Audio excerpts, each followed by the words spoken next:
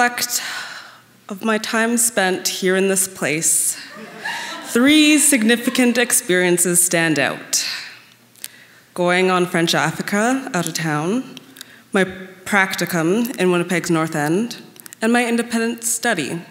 These experiences have been rich opportunities for learning, as I have continuously reconstructed them and sometimes even deconstructed them through my courses and conversations with friends. Through these experiences, I have discovered one of my passions for learning about trauma, healing, and resilience. However, for my independent study, I decided to research transracial adoption identity formation, with the intention of gaining a deeper understanding of literature as a basis of conducting further research.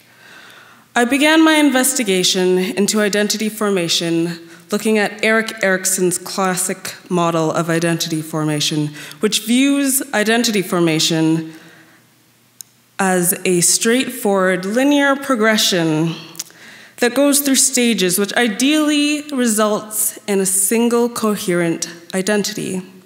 However, as I continued to delve in this research, I came across critics of this work, and these critics seem to resonate better with my own experiences of identity formation.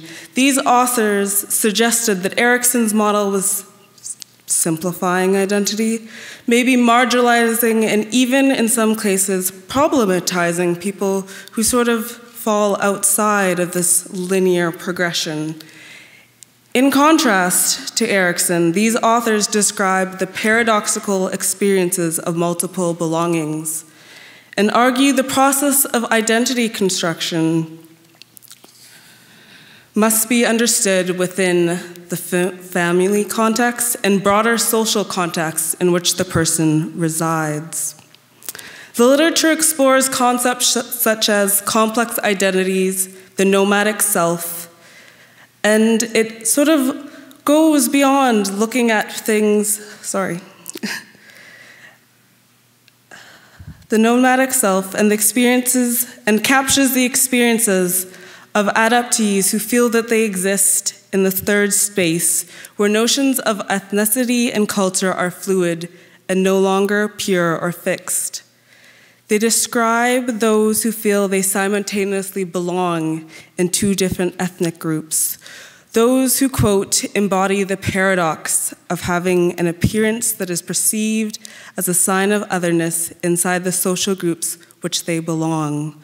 They speak of complex, multi-layered identity composed of multiple places of belonging which reflect their roots, meaning birth family, adoptive family, and larger social systems in which they reside.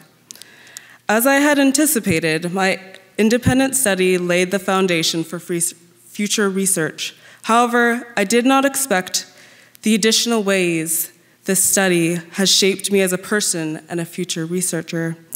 Engaging with this literature that is so personally relevant is challenging, frustrating, exhausting, at times terrifying, and profoundly meaningful. This experience is also incredibly humbling because I realize that my future research will also inevitably affect and shape me.